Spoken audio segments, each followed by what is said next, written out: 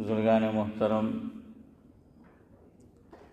اذان اور اقامت کے تعلق سے آج کی مجلس میں دو چار باتیں آپ کے گوش گزار کرنی ہے، کیونکہ جو جماعت ابھی ہمارے یہاں آئی ہوئی تھی مکہ مکرمہ سے، تو ان میں سے بعض حضرات نے اذان بھی پڑھی اور اقامت بھی پڑھی۔ جس طرح انہوں نے پڑھا تو آپ کو سوال پیدا ہونا چاہیے، لیکن میرے خیال سے نہیں ہوا ہوگا۔ ہاں، تو لہذا وہ کسی اور امام کا فالو کرتے ہیں، آپ کو معلوم ہے، تو اس لیے دو چار باتیں سمجھ لینا ضروری ہے۔ جب بھی اذان کا ذکر آتا ہے تو کون سے صحابی کا ذکر آتا ہے؟ ہاں، جزاک اللہ، حضرت بلال۔ صرف اتنا نہ بولا کرو، حضرت بلال ساتھ میں کہا کرو رضی اللہ عنہ، رضی اللہ تعالی عنہ۔ ہاں، ادب سے اور محبت سے نام لینا چاہیے۔ علماء نے تو یہاں تک لکھا، حضرت تھانوی رحمۃ اللہ علیہ کے ملفوظات میں ہے، جس کا مفہوم یہ ہے کہ صحابی ہے لیکن بعد میں ایمان لائے، اور جب ان کا کوئی واقعہ حالت کفر کا بیان ہو، کس کا؟ حالت کفر کا، جیسے فضائل میں بھی بعض جگہ آتے ہیں ایسے واقعات اور صحابی کا نام۔ حضرت تھانوی رحمۃ اللہ علیہ فرماتے ہیں کہ چونکہ وہ بعد میں ایمان لے آئے تھے اور حالت ایمان ہی میں اللہ تعالیٰ کو پیارے ہوئے، صحابی کا شرف حاصل ہوا، تو اس واقعے میں بھی جب ان کا ذکر کرو تو ساتھ میں کیا بولا کرو؟ رضی اللہ عنہ۔ ہاں، بلکہ اس سے آگے ادب سکھایا۔ حضرت تھانوی رحمۃ اللہ علیہ کے ملفوظات میں ہی ہے کہ جب بھی ابو طالب کا ذکر ہو تو ساتھ میں خواجہ لگایا کرو۔ ہاں، ہم سب جانتے ہیں کہ ان کا خاتمہ ایمان پر نہیں ہوا، لیکن انہوں نے اللہ کے نبی صلی اللہ علیہ وسلم کا کیا ہے؟ زندگی بھر ساتھ دیا ہے۔ ہاں، زندگی بھر ساتھ دیا۔ جی، خواجہ کا معنی کیا؟ خواجہ یہ ایک ادب اور محبت کے لیے کہ بھائی جیسے ہم بولتے ہیں ہمارے آقا، ہمارے بڑے، تو یہ ایک لقب ہے کہ ویسے خواجہ اور معنی میں بھی استعمال ہوتا ہے کسی اور کے لیے بھی، سمجھ میں آیا نا؟ ہاں، لیکن وہ نہیں ہے، تو بہرحال ایک محبت کے لیے ایک لقب ہے کہ بھائی ہمارے بڑے بزرگ ہیں تو محترم، تو یہ معنی میں آتا ہے۔ خیر، بہرحال تو خواجہ ابو طالب بولا کرو، خواجہ عبد المطلب بولا کرو، یہ حضرت تھانوی رحمۃ اللہ علیہ کے ملفوظات میں ہے۔ تو خیر، جب بھی اذان کا ذکر آتا ہے تو صحابی رسول حضرت بلال حبشی رضی اللہ تعالی عنہ کا ذکر ضرور ہوتا ہے۔ تو عربی کا ایک شاعر اس تعلق سے کہتا ہے، تو میری حسب عادت ہم منظوم کلام سے گفتگو کا آغاز کرتے ہیں، تو میں آپ کے سامنے رکھتا ہوں۔ لکھنے والے نے لکھا ہے، اذانک یا بلال یہز روحی، اذانک یا بلال یہز روحی ویغسل بالندى قلب الجریح، یکبر للسمو فیستحیل ظلام اللیل فجرا من فلیح۔ اس کا مفہوم یہ ہے، شاعر یہ کہتا ہے کہ اذانک یا بلال یہز روحی،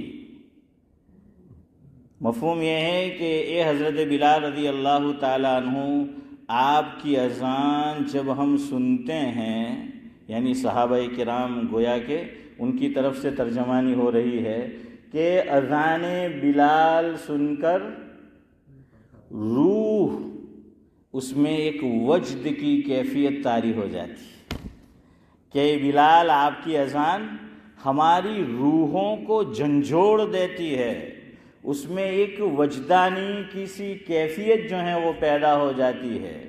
اور اذان کیا ہے؟ وَيَغْسِلُ بِالنَّدَى قَلْبَ الْجَرِيحِ۔ شاعر کہتا ہے کہ اس کی مثال کہ ایمان کی شبنم ہمارے زخمی دلوں کو دھو دیتی ہے، کہ جب ہم اذان سنتے ہیں تو دل کو کیا ملتا ہے؟ سکون ملتا ہے، اطمینان ملتا ہے، مگر شرط یہ ہے کہ اذان بھی اذان ہو، اذان بھی کیا ہو؟ اذان ہو۔ ہاں، ہمارے اکابر فرماتے ہیں انڈیا میں وقتاً فوقتاً یہ آواز اٹھتی رہتی ہے کہ بھائی مائک پر اذان نہیں ہونی چاہیے، ہے نا، اٹھتی ہے نا، ہاں، تو یہ آواز اٹھتی رہتی ہے۔ تو ہمارے بزرگ فرماتے ہیں کہ اس کی ایک وجہ یہ بھی ہے اشرف بھائی کہ مؤذن جو اذان پڑھتا ہے وہ اس انداز سے پڑھتا ہے، ان الذین آمنوا کے کان اس اذان کو سننا گوارا نہیں کرتے، تو جو ان الذین آمنوا نہیں ہیں ان کے کان کیسے گوارا کریں گے؟ سمجھ آ رہا ہے؟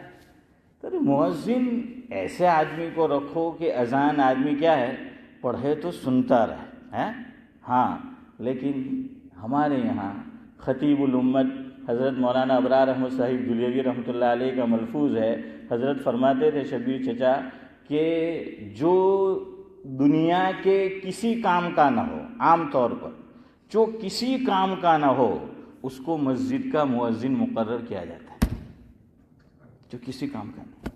وجہ کیا ہے پتہ نہیں، یہ کمیٹی والے ہیں اور یہ متولی حضرات، اللہ نے دیا ہے پیسہ مسجد کو، اور ہمارے بڑے بوڑھے انڈیا پاکستان بنگلہ دیش کی بات کر رہا ہوں، وہ وقف کر کے گئے ہیں، خزانہ بھرا پڑا ہے، بینک کی تجوری بھری پڑی ہے مسجد کی، لیکن پیسے نہیں دینا۔ ایسے آدمی کو مؤذن اس لیے رکھیں گے کہ کم سے کم تنخواہ میں کیا ہو، کام کرے، کم سے کم تنخواہ میں۔ اور دوسرا مقصد حضرت فرماتے تھے کہ متولی کی غلامی کرے،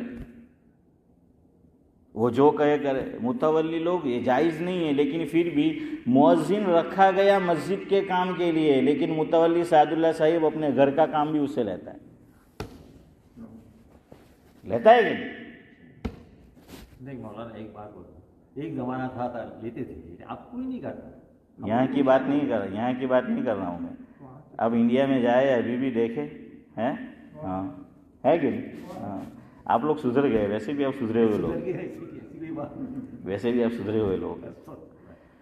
تو خیر بہرحال اگر آپ کے یہاں اشفاق بھائی ہے نا، آپ کے یہاں ہو تو بہت اچھا ہے، لیکن بہرحال چلو نہیں ہے تو بہت اچھا، ہم یہ نہیں کہہ رہے، لیکن حضرت کا ملفوظ ہے وہ میں سنا رہا ہوں، اور حضرت نے فرمایا کہ پھر وہ آدمی، اللہ نے مؤذن کے لیے کیا فرمایا، وَمَنْ أَحْسَنُ قَوْلًا مِّمَّنْ دَعَا إِلَى اللَّهِ وَعَمِلَ صَالِحًا وَقَالَ إِنَّنِي مِنَ الْمُسْلِمِينَ۔ عام طور پر یہ آیت کریمہ دعوت و تبلیغ کے احباب بھی کیا ہے، امتیاز بھائی پڑھتے ہیں، لیکن اس کا مصداق اول مفسرین نے یہ لکھا کہ مؤذن ہے۔ کون ہے؟ مؤذن ہے۔ وَمَنْ أَحْسَنُ قَوْلًا مِّمَّنْ دَعَا إِلَى اللَّهِ وَعَمِلَ صَالِحًا، کہ اس سے بڑھ کر اور بہترین اور حسین بات حنیف بھائی کس کی ہو سکتی ہے کہ جو لوگوں کو کدھر بلائے، اللہ کی طرف بلائے۔ مؤذن نورانی بھائی کیا کرتا ہے، اللہ کی طرف بلاتا ہے نا، ہاں۔ اور اذان، اللہ اکبر، یہ دعوت ہے، اور دعوت بھی کیسی، دعوت تامہ کہا حضور نے اس کو۔ یہ دعوت و تبلیغ کا جو طریق ہے یا دوسرے دینی جو کام ہیں تو وہاں دعوت تامہ کا لفظ نہیں ملے گا، لیکن مؤذن جو کام کرتا ہے، جو ندا دیتا ہے، جو لوگوں کو بلاتا ہے اللہ تعالیٰ کی طرف، حضور کریم صلی اللہ علیہ وسلم نے اسے دعوت تامہ کہا ہے۔ کیسے ہے فاروق بھائی؟ اذان جب ہم سن لے تو پہلا کام کیا کرنا چاہیے؟ غلط۔ پہلا کام صلاح الدین بھائی، جزاک اللہ، دیکھو صلاح الدین بھائی میں صلاحیت ہے تو کیا کرنا ہے؟ درود شریف، حدیث میں آیا ہے، آپ کو بتایا تھا، فوراً اذان کا کیا ہے، اذان کا جواب تو ہو گیا، میں نے کہا اذان کے بعد، میں نے یہ پوچھا آپ سے، اذان کے بعد تو پہلے کیا کرنا ہے؟ درود شریف پڑھنا ہے، اس کے بعد دعا ہے، اللہم رب ہذہ الدعوۃ التامہ۔ ہاشم بھائی کیا کہا گیا؟ اللہم رب ہذہ الدعوۃ التامہ۔ تو اذان کو مؤذن جو اذان دیتا ہے اسے دعوت چودھری صاحب تامہ جو ہے وہ کہا گیا ہے، لیکن مؤذن دیکھو اس کے کپڑے کا ٹھکانہ، نہ بال کا ٹھکانہ، نہ داڑھی کا ٹھکانہ، ہیں. ہمارے حضرت فرماتے تھے ہماری طرف. شعیب آپ کا نام؟ شعیب بتایا تھا آپ؟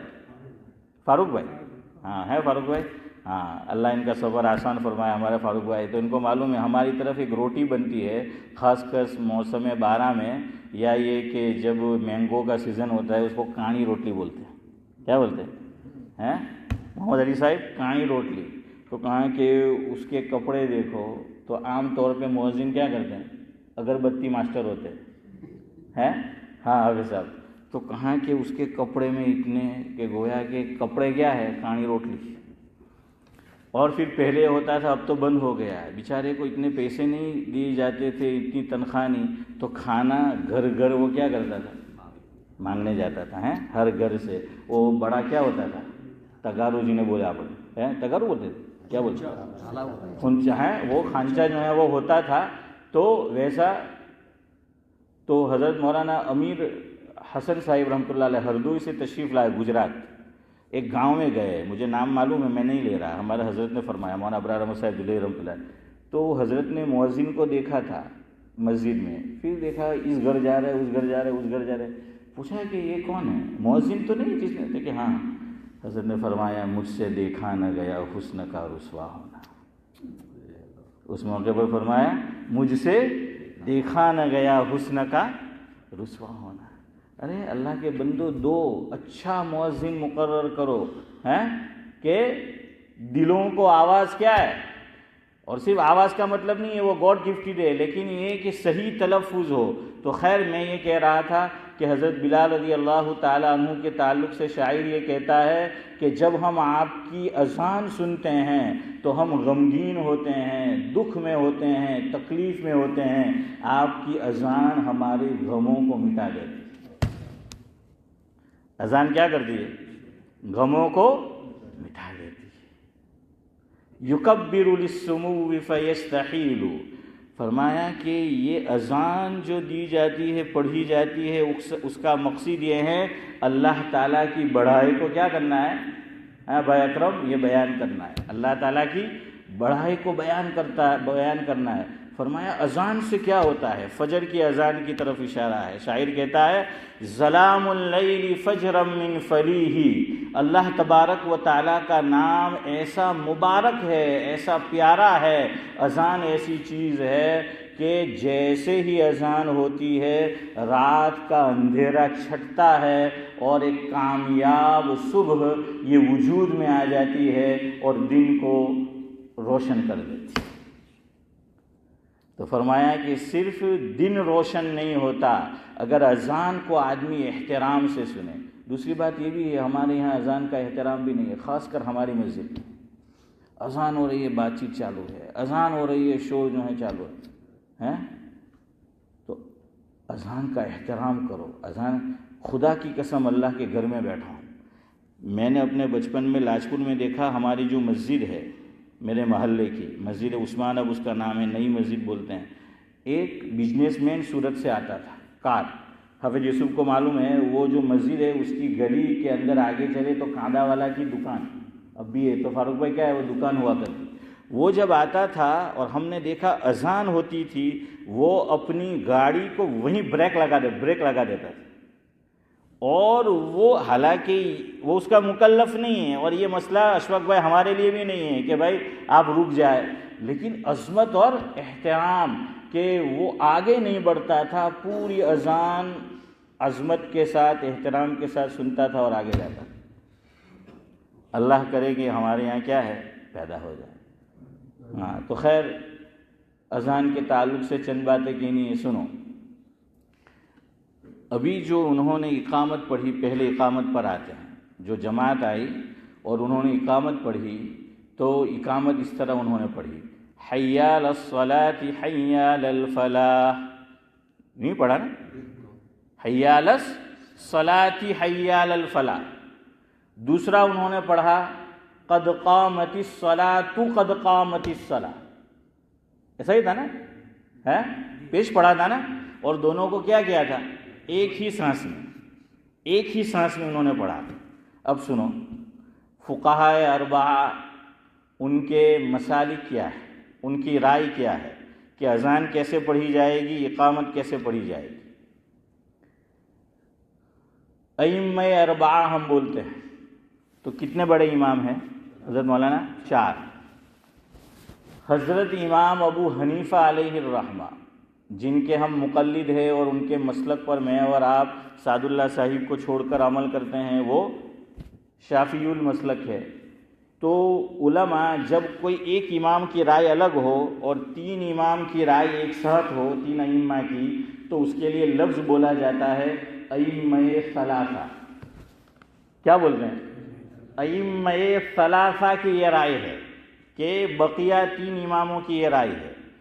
تو حضرت امام ابو حنیفہ علیہ الرحمہ کی رائے یہ ہے کہ حضرت ابراہیم نخعی رحمۃ اللہ علیہ کا قول اور ملفوظ امام ترمذی علیہ الرحمہ نے ترمذی شریف میں یہ نقل کیا ہے کہ الاذان جزم والاقامۃ جزم او کما قال۔ کیا فرمایا کہ اذان جزم یعنی سکون ہے، یعنی وقف کیا جائے گا۔ اذان میں کیا کیا جائے گا؟ ہر لفظ پہ کیا کیا جائے گا؟ وقف کیا جائے گا۔ اور اقامت والاقامۃ جزم، اقامت کا بھی ہر جملہ جب پورا ہوگا تو اس پہ کیا کیا جائے گا؟ وقف کیا جائے گا۔ اچھا، اذان اور اقامت میں فرق ہے۔ اذان میں ہر جملہ مکمل ہوتا ہے تو وقف ہوتا ہے، اور اقامت میں قد قامت الصلاۃ کو چھوڑ کر ہر 2 جملے ساتھ میں پڑھے جاتے ہیں اور وقف ہوتا ہے۔ دیکھیں، مؤذن اذان پڑھتا ہے تو اللہ اکبر اللہ اکبر، یہ 2 مرتبہ اللہ اکبر ہے، لیکن یہ در حقیقت ایک ہے۔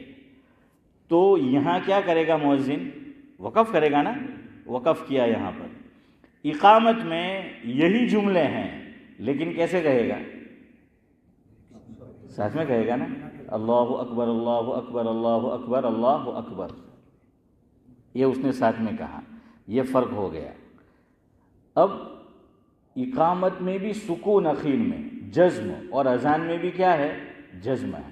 اچھا، وقف کا قاعدہ یہ ہے عربی زبان میں کہ جب بھی وقف کیا جاتا ہے تو آخری جو لفظ ہیں اس کو ساکن پڑھا جاتا ہے۔ عربی زبان کا یہ قاعدہ ہے۔ عربی زبان میں یہ قاعدہ ہے کہ فاعل ہمیشہ مرفوع ہوتا ہے، مفعول ہمیشہ منصوب ہوتا ہے، اور وقف ہمیشہ ساکن ہوتا ہے۔ سمجھ آیا؟ الوقف علی الساکن، 3 باتیں سمجھ آ گئی۔ فاعل یعنی کرنے والا، کوئی کام کرنے والا، یہ ہمیشہ عربی زبان میں مرفوع آتا ہے۔ مرفوع یعنی اس پر پیش آئے گا، کیا آئے گا؟ پیش، ضمہ آئے گا۔ مثال لے لیجئے، جاء زید، زید آیا، آنے کا کام کس نے کیا؟ زید نے۔ تو جو کام کرتا ہے اس کو فاعل کہتے ہیں، فاعل کام کرنے والے کو کہتے ہیں۔ تو اس میں کون آیا؟ زید۔ تو زید کیا ہوا حضرت مولانا؟ فاعل ہوا۔ اس لیے دیکھیے اس پہ مرفوع، اس پہ ضمہ آیا، جاء زید، قام حامد۔ تو یہاں حامد کیا ہے؟ فاعل ہے، حامد فاعل ہے، تو اس پہ یہ آیا۔ خیر، یہ عربی کا قاعدہ ہے۔ تو حضرت امام ابو حنیفہ علیہ الرحمہ یہ فرماتے ہیں کہ اقامت جو بھی پڑھے گا تو اقامت ہر 2 جملے کے بعد، یعنی ایک سانس میں پڑھے گا، لیکن اخیر میں کیا کرے گا؟ سکون۔ کیوں؟ قاعدہ یہی ہے۔ اور ابراہیم نخعی علیہ الرحمہ نے فرمایا کہ بھئی اذان بھی کیا ہے؟ جزم، اور اقامت بھی جزم۔ اس لیے ہمارے یہاں تکبیر اور اقامت اس طرح پڑھی جائے گی، سنو، اللہ اکبر اللہ اکبر اللہ اکبر اللہ اکبر، سمجھ آیا؟ یا اس طرح بھی پڑھتے ہیں، اللہ اکبر اللہ اکبر اللہ اکبر اللہ اکبر، ایک ہی سانس میں۔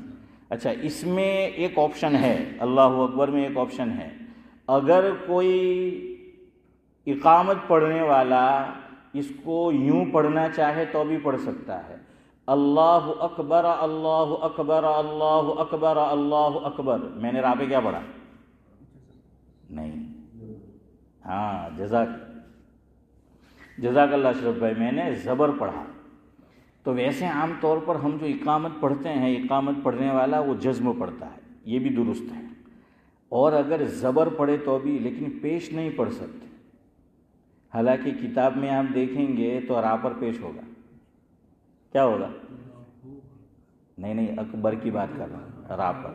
خیر وہ عربی گرامر قاعدہ ہے، وہ آپ کو سمجھ نہیں آئے گا، لیکن اتنا بتا دیتا ہوں کہ اس میں دو آپشن ہیں یہاں پر، کہ را پر اگر آپ زبر پڑھنا چاہے تو، لیکن زیر اور پیش نہیں پڑھ سکتے، سمجھ آ رہا ہے؟ لیکن عام طور پر کیا پڑھا جاتا ہے؟ جزم۔ اللہ اکبر، اللہ اشفاق بھائی کیا پڑھتے ہو آپ؟ تو اقامت پڑھتے ہو، جزم پڑھتے ہو نا، سکون پڑھتے ہو نا؟ ہاں۔ آگے اشہد ان لا الہ الا اللہ، اشہد ان لا الہ الا اللہ، 2 مرتبہ ایک سانس میں۔ اشہد ان محمدر و محمدر، دور دور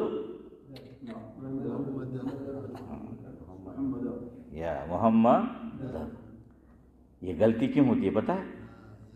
کلمے کی وجہ سے، کلمے کی وجہ سے، لا الہ الا اللہ محمد رسول اللہ، تو دور صحیح بات سے ہے، آپ دور ہیں، ہاں۔ تو اذان میں اور اس میں دور پیش نہیں آئے گا، کیا آئے گا؟ 2 زبر آئیں گے، اشہد ان محمد رسول اللہ۔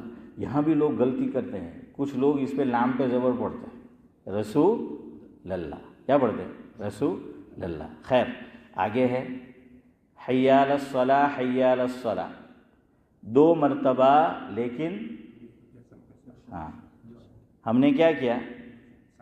اچھا اس میں بھی لوگ غلطی کرتے ہیں، حی علی الصلاۃ، آخری لیٹر کون سا ہے؟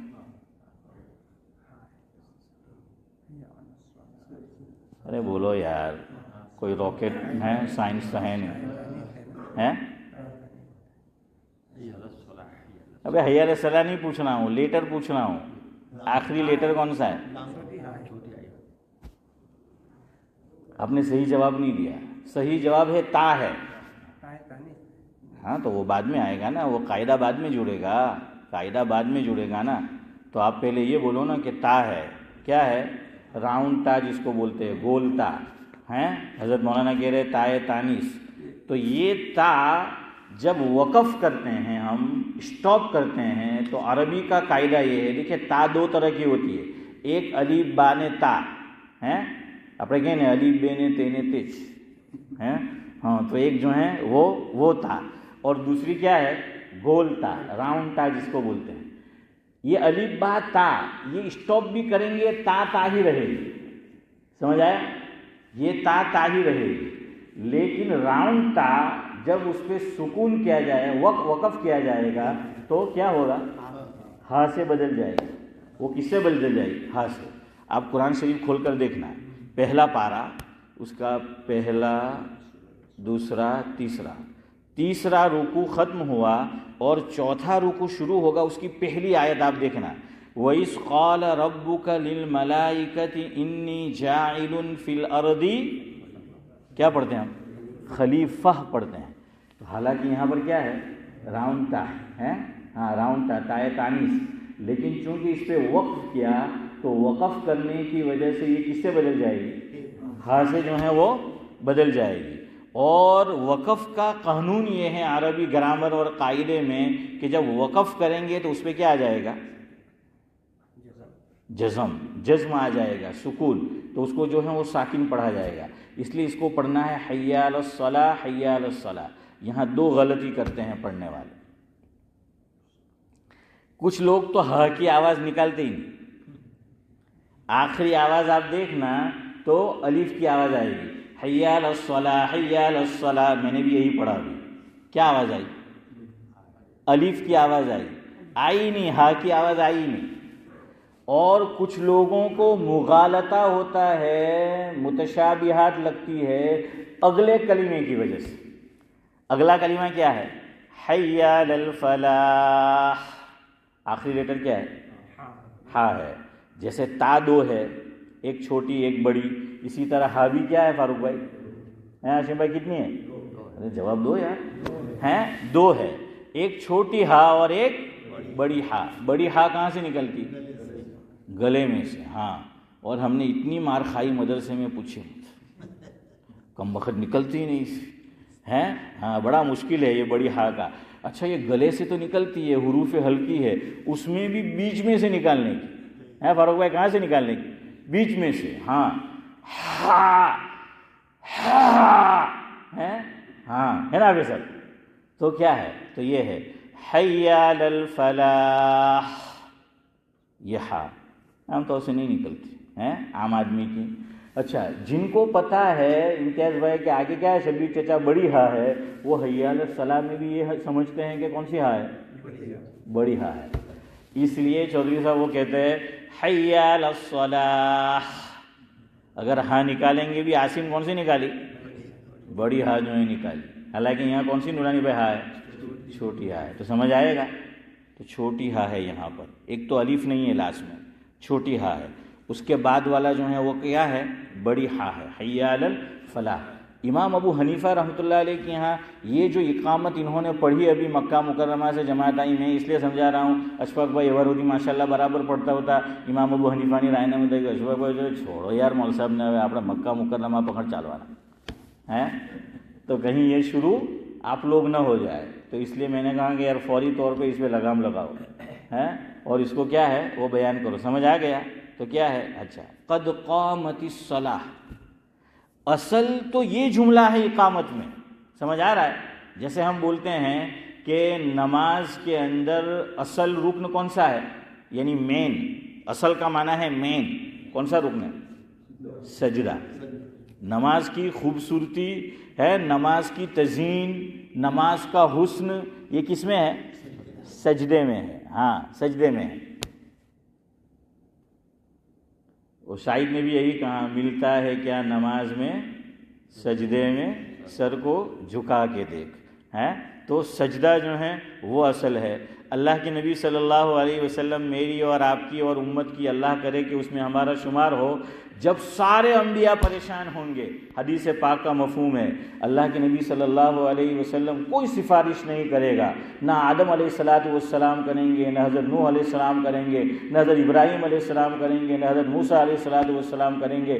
سب ایک ہی ریفرنس دیں گے کہ جانا ہے تو کہاں جاؤ؟ حضرت نبی کریم صلی اللہ علیہ وسلم کے پاس جاؤ.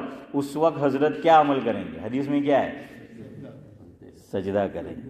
ہیں کیا کریں گے؟ سجدہ. اللہ کو یہ بڑا محبوب ہے, اللہ کو سجدہ, اس میں عاجزی کی انتہا ہے. تو سجدہ کریں گے, اور حضور نے فرمایا میں ایسی تعریف کروں گا جو میں ابھی میں نہیں جانتا. اللہ تعالیٰ اسی وقت مجھے کیا کریں گے؟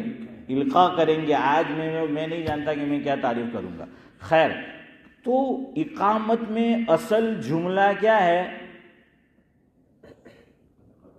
قد قامت الصلاح. اس لیے ہمارے امام فرماتے ہیں کہ بھائی رک جاؤ, لوگوں کو متنبہ کرو. قد قامت الصلاح. پرابلم یہ ہے کہ میں اور آپ معنی ہی نہیں جانتے, اس لیے کچھ پتہ ہی نہیں چلتا کہ کہنا کیا چاہتا ہے. کیا معنی قد قامت الصلاح؟ نماز کے لیے کھڑے ہو جاؤ. نماز کے لیے کیا ہو جاؤ؟ کھڑے ہو جاؤ. یہ آخری انتہا ہے کہ اب کیا ہے؟ اب جو ہے وہ کھڑے ہو جاؤ. یہ اصل جملہ ہے. تو ہمارے یہاں بھی کیا کرتے ہیں کہ کوئی جملہ امپورٹنٹ ہوتا ہے, اہم ہوتا ہے, تو دو کام کرتے ہیں. ایک تو اس کو ریپیٹ کرتے ہیں, ہے نا. کوئی اہم بات ہو, آپ صلی اللہ علیہ وسلم نے بھی حدیث پاک میں ہے, مفہوم یہ ہے, صحابہ کرام فرماتے ہیں کوئی اہم اور امپورٹنٹ پیغام اور سندیش حضور کو دینا ہوتا, میسج, تو اس کو کتنی مرتبہ بیان کرتے ہیں؟ 3 دفعہ بیان کرتے ہیں نا, کہ 3 دفعہ یعنی ایک سے زائد مرتبہ اس کو. اور دوسرا اس کو کیا کہا جاتا ہے؟ آرام سے. تو ہمارے حضرت امام ابو حنیفہ فرماتے ہیں یہی تو اصل جملہ ہے, اس لیے اس کو ایک سانس میں نہیں کہنا ہے. اس کو کیا کرو؟ قد قامت الصلاۃ, اور کیا کرو؟ رک جاؤ. پھر نیا سانس لو, اور نئے سانس میں واپس کیا کرو؟ قد قامت الصلاۃ. انشاءاللہ ہمارا وقت ہو رہا ہے تو ابھی 5-7 منٹ میں ختم کرتے ہیں مجلس. تو اقامت سمجھ میں آ گئی. ہم اس طرح اقامت کہیں گے. اشفاق بھائی جیسے آپ کرتے رہو, پڑھتے رہو, ویسے ہی کہنا ہے. سمجھ آ رہا ہے؟ اور ہر جملے کے اخیر میں کیا بولنا ہے؟ جزم. ہر جملے کے اخیر میں کیا ہے؟ یہ عربی کا قاعدہ ہے. جیسے سورہ فاتحہ, الحمدللہ رب العالمین, قرآن کریم آپ اٹھا کر دیکھ لیجئے, نون پہ کیا ہے؟ زبر ہے، اصل نون پہ کیا ہے؟ زبر ہے. لیکن امام صاحب اور آپ بھی نماز میں جب پڑھتے ہیں کیا پڑھتے ہیں؟ الحمدللہ رب العالمین. لمین نہ پڑھتے ہیں؟ نہیں. الرحمن الرحیمی ہے، میم کے نیچے کیا ہے؟ زیر ہے. لیکن چونکہ وقف کیا تو کیا آ گیا؟ الرحمن الرحیم. سمجھ آیا؟ تو یہ وقف کا قاعدہ ہے عربی کے اندر. تو اقامت میں بھی وقف کرنا ہے. اب وقف کرنا ہے تو اخیر میں کیا آ جائے گا؟ جزم اور سکون آ جائے گا. یہ سمجھ آئے گا اتنی بات؟ تو یہ جو ہیں یہ بات ہے. تو ہم اس طریقے سے جو ہے وہ کہیں گے. اچھا اب اذان کی طرف آؤ. اذان میں دو ہمارے یہاں ہمارے اکابر یہ کتابوں میں بات لکھی ہے جو میں سنا رہا ہوں کہ دو موقع پر علل ٹپ لوگ جو ہیں اس میں معاملہ کرتے ہیں. یعنی جہاں تک سانس چلے گا کھینچتے رہیں گے. ایک تو قرات، جب قاری صاحب قرات کرنے بیٹھیں گے بسم اللہ شروع کرتے ہیں اس طرح ہیں، وہ پڑھنا جو ہے وہ شروع کیا. اب وہ جہاں تک سانس چلتا ہے، کیوں پرابلم پتہ ہے؟ عوام کچھ سمجھتی بمجھتی نہیں ہے. عوام یہ دیکھتی ہے خالی حافظ صاحب اس کا سانس کتنا لمبا ہے. اب بعض مرتبہ یہ آپ کو بڑی ذمہ داری سے بات کہہ رہا ہوں، بعض مرتبہ قاری جو پڑھ رہا ہے وہ ایسی جگہ رکتا ہے، وقف کرتا ہے، سانس ٹوٹ گیا جہاں سبحان اللہ بنتا ہی نہیں ہے، اور سامعین کیا کہتے ہیں؟ سبحان اللہ، ماشاء اللہ. جیسے سورہ یوسف میں پڑھتے پڑھتے آئے اور آ کر انہوں نے روکا قال معاذ اللہ. اب پڑھتا پڑھتا آ رہے ہیں، سب کیا بولیں گے؟ یہ کوئی موقع ہے؟ اس لیے یاد رکھو ہر جگہ سبحان اللہ وہ نہیں بولا جاتا. اب ہم لوگ جانتے نہیں، اس لیے قاری بھی یہ کوشش کرتا ہے، اس کو بھی پتا ہے کہ میں نے سانس مختصر ہدیہ مختصر سانس چھوٹا ہدیہ چھوٹا، سانس بڑا ہدیہ بڑا ہے. ساری توجہ بھائی قرآن کریم میں اصل کیا ہے؟ حسن صوت اضافی چیز ہے، یاد رکھنا. اچھی آواز یہ گاڈ گفٹڈ ہے، لمبا سانس یہ گاڈ گفٹڈ ہے. اور شریعت کسی ایسی چیز کا مجھے اور آپ کو مکلف نہیں بناتی جو ہمارے اختیار میں نہ ہو. لا یکلف اللہ نفسا الا وسعها. ہمارا معنی بنا ہوا ہے کہ اچھی آواز ہے تو تجوید بھی نہیں دیکھیں گے، تجوید صحیح ہے کہ ہوں مست پڑھیں گے، آواز بالکل پوپٹ جو ہے، کوئل جو ہو، بلبل جو ہے، تو کیا ہے؟ تو سارے بلبلیاں بلبل کے پیچھے ہیں. ہاں تو بہرحال کیا ہے؟ یہ اضافی چیز ہے. لیکن نہیں، نمبر ایک تو امام کو مسجد میں رکھنا ہو تو انٹرویو کا لفظ مت بولو. ہمارے یہاں امام کے لیے بھی بولتے تھے کہ مسجد میں آتے کہ فلانا عالم نے وہ انٹرویو لیوانا چاہیے، بھائی بات چیت کرنی ہے. کیا کہو؟ بات چیت کرنی ہے. عوام قاری کا اور عالم کا انٹرویو کیسے لے سکتا ہے؟ یہ تو قیامت کی علامت ہے. لیکن ہمارے یہاں ہوتا ہے کہ نہیں ایسا؟ ہاں تو اب نماز پڑھائی تو آواز اچھی ہے کہ راکھی لیو مول صاحب نے ہوں کوا تو کہ پیپوڑی وہ ہارش ہے. سمجھ میں آیا؟ اور قاری کیا ہے؟ جس کا سانس جتنا لمبا. اس لیے منع لکھا ہے کہ بھائی آپ کو پتہ ہے آپ کا سانس وہاں تک نہیں جائے گا، چھوڑ دو، صحیح جگہ وقف کرو. کہاں کرو؟ جہاں تک ہو سکے. ہاں حضرت علی رضی اللہ تعالیٰ عنہ سے پوچھا گیا تجوید کس کا نام ہے، تو حضرت علی رضی اللہ تعالیٰ عنہ نے کیا فرمایا کہ معرفت الوقوف. دو باتیں بیان فرمائی کہ تجوید الحروف و معرفت الوقوف، کہ تجوید نام ہے، آدمی کو پتہ ہونا چاہیے کہ اسے وقف کہاں کرنا ہے، اسے ٹھہرنا کہاں ہے، اس کا علم جو ہے وہ ہونا چاہیے. کبھی کبھار ہو جائے الگ بات ہے، بعض مرتبہ پورا معنی کیا ہو جاتا ہے حافظ صاحب کو پتہ ہے وہ بدل جاتا ہے. وہ قاری بس لمبا سانس، کیوں؟ اس کو آپ سے داد لینی ہے اور آپ بھی داد دیتے رہتے ہیں، حالانکہ جہاں داد بنتی نہیں ہے. ایک یہ موقع. دوسرا مؤذن الٹ ٹپ کھینچے گا اذان میں. کیوں؟ ہمارے لوگ بھی کون سی اذان پسند کرتے ہیں؟ دیکھیں بہت بھاری اذان ہے کہ سانس بول ہاں وہ ہیں کہ میں کہ تنے لامبو کری داؤ جو سے ہیں. اب دیکھو اب کیا کریں گے.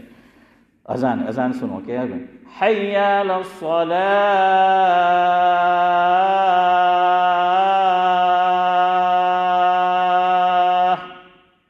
حی علی الفلاح. ارے وہ جا رہا ہے. ابھی انہوں نے جو اذان پڑھی میں نے دیکھا, میں نے شمار کیا 1 2 3 4 5 6 کم از کم 30 سیکنڈ. اتنا کوئی مد ہے ہی نہیں. سمجھ آ رہا ہے؟ اتنا کوئی مد کی مقدار ہے ہی نہیں. اچھا یہاں حی علی الصلاۃ اور حی علی الفلاح میں مد عارض وقفی ہے. کیا ہے؟ ایک تو وہاں مد نہیں ہے, مد آیا وقف کی وجہ سے. کس کی وجہ سے آیا؟ وقف کی وجہ سے جو ہے وہ مد آیا. اب اتنا لمبا چوڑا مد ہے ہی نہیں. اچھا عرب علماء کو اصل میں حرمین شریفین میں اسی طرح ہوتی ہے. اب آپ کہیں گے مول صاحب وہاں ہوتی ہے, بھائی ہوتی ہے, کون منع کرتا ہے؟ وہاں بہت ساری چیزیں ایسے ہوتی ہے, ہمارے علماء نے اس کو قبول نہیں کیا, ابھی اس کا وقت نہیں ہے, میرا وقت جو ہے وہ ہو گیا ہے. تو اس لیے اتنا لمبا نہیں ہے بھائی. سب سے زیادہ اذان میں کھینچا جائے گا اگر کسی لفظ کو تو لفظ اللہ کو. کس کو کھینچا جائے گا؟ لفظ اللہ کو. حالانکہ وہ بھی قرآن میں اللہ آئے گا تو نہیں. بس میں اپنی گفتگو ختم کرتا ہوں. اسی موضوع کو یار زندہ صحبت باقی انشاءاللہ کل اسی پر گفتگو جو ہے کریں گے, مزید کچھ باتیں بیان کریں گے. لیکن سب سے زیادہ جو کھینچا جائے گا وہ اللہ. حالانکہ یہ لفظ اللہ وہی ہے جو قل اللہ احد میں ہے. اب امام صاحب نماز پڑھا ہے اور امام صاحب نماز میں یوں پڑھے قل هو اللہ احد. صحیح ہوگا یہ؟ اذان میں اللہ اکبر, دونوں میں کوئی فرق ہے؟ ارے بھائی لفظ میں فرق ہے, لفظ میں کوئی فرق ہے؟ ہاں نہیں ہے. اب ساؤنڈ میں کیوں فرق ہے؟ یعنی ساؤنڈ بھی چھوڑیے, یہ کہ اس کو کھینچنا کیوں ہے. تو اب میں اور آگے بیان کروں گا تو آپ کہیں گے مول صاحب یار وہ کھینچو تمہیں, اس لیے اب میں زیادہ نہیں کھینچتا آپ کو ہیں. لیکن اتنا جو ہے وہ یاد رکھو, یہ سب سے زیادہ. اس لیے حی علی الصلاۃ میں کتنا کھینچنا ہے, حی علی الفلاح میں کتنا جو ہے کھینچنا ہے, وہ انشاءاللہ آخری بات کل وہ بھی بیان کریں گے کہ ان کی داڑھی تو چھوٹی تھی ہیں فاروق بھائی. کچھ لوگ کہتے ہیں بھائی داڑھی تو چھوٹی تھی, تو پھر چھوٹی داڑھی والے کو ہیں بہت ہے. کیا بہت ہے؟ چھوٹی داڑھی والے کہاں ہیں؟ بالکل. یعنی آپ کس کی بات کر رہے ہیں؟ ہمارے یہاں اذان پڑھنے والے؟ اذان پڑھنے والے نہیں, عام آدمی کی بات. میں عام آدمی کی تھوڑی بات کر رہا ہوں یار, میں خاص آدمی کی بات کر رہا ہوں ہیں. ہاں ہیں تو آپ اخص الخاص ہے, آپ خاص کی بات کرو نا یار. ہاں تو کیا ہے, اب وہ داڑھی ان کی پوری نہیں تھی. اب اس میں 2 مسئلے ہیں لیکن وقت نہیں. ہم نے یہ بات کہی تھی ان سے کہ بھائی جہاں تک ہو احتیاط کرو اور نہ دلواؤ, لیکن اب مہمان تھے تو خیر اس میں ایک شکل نکل بھی سکتی ہے ان کے اذان کی. وہ کیا بولا چلو سن لو, ورنہ آپ کل تک سوچیں گے یار ہوں ہے. تو اگر کسی آدمی کی داڑھی چھوٹی ہے, آخری بات داڑھی چھوٹی ہے, دیکھیں وہ جماعت میں نکلے ہیں اللہ کے راستے میں جس کو بولا جاتا ہے. اب بہت سے لوگ داڑھی نہیں ہوتی تو کیا ہے نیت کر لیتے ہے نا, اور جماعت کی برکت سے ان کی داڑھی کیا ہو جاتی ہے, آ جاتی ہے نا, بڑی ہو جاتی ہے. اچھا فقہا نے یہاں مسئلہ لکھا ہے کہ ایک آدمی کی داڑھی نہیں ہے, اللہ کے راستے میں نکلا ہے, یا یہ کہ اپنے مقام پر ہے, اس نے نیت کر لی اور پکی نیت کی, یہ نہیں کہ چال بازی. اللہ تو سب کچھ جانتا ہے. ہاں آنکھوں کی خیانت, دلوں کے راز سب کو جانتا ہے وہ مالک بے نیاز ہیں. ہاں کہ وہ تو جانتا ہے کہ دل کی. تو اگر واقعی میں کوئی صحیح نیت کر لیتا ہے کہ اب میں داڑھی رکھوں گا, اب اس کے لیے اگر چھوٹی داڑھی ہو تب بھی اذان دینا صحیح ہے. کیوں؟ اذان چھوٹی داڑھی والا اس لیے نہیں دے سکتا کہ داڑھی کٹانا گناہ ہے اور گنہگار فاسق ہے اور فاسق کی اذان مکروہ ہے. تو اذان وہ چھوٹی داڑھی والا اس لیے نہیں پڑھ سکتا کہ مکروہ تحریمی ہے, لیکن اب وہ فاسق رہا ہی نہیں.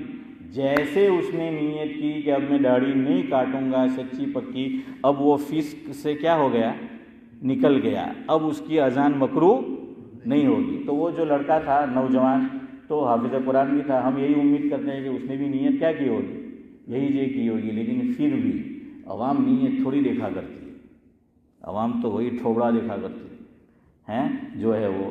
پھر مسائل پیدا ہوں گے ہمارے یہاں کہ دوسرے لوگ کہیں گے بھائی ان کو دینی تھی، ان کی داڑھی نہیں تھی، تو ہم کو بھی جو ہے وہ پھر لاجپور والا کام کرنا پڑے گا. ہمارے لاجپور میں مختلف سرنیم ہے، تو مولانا احمد ہے لاجپور کے بلیک بن میں. ایک دن مجھے لندن میں مل گئے، میں نے کہا کہ مول صاحب اپنا گام میں ایم کہ وہ بھارے ایم کہ ایک ایک سرنیم. میں کہ ہوں دیکھے کوئی کاندا وارو، کوئی بٹاخا وارو. پھر کہنے لگے کہ ہمارے یہاں ایک سرنیم ہے گرڈا ہے آپ صاحب گرڈا. تو આપણે તો ગુજરાતીમાં ફારૂકભાઈ ગરડા કોને કહે? ડોહાને. તો કે બિચારે આ બદકિસ્મત हैं कि अभी तो बच्चा पैदा हुआ और गरडा. और एक सरनेम में हमारे यहाँ है फारूक भाई दाढ़ी वाला, आप तो जानते हैं, तो दाढ़ी वाला. तो कहाँ कि पैदा हुआ दाढ़ी नहीं है, पूछेंगे कौन? तो कि दाढ़ी वाला. तो अजान देने के लिए भी चाहिए पूरी दाढ़ी वाला. सुभान अल्लाह बिहम्दिही सुभानकल्लाहुम्मा.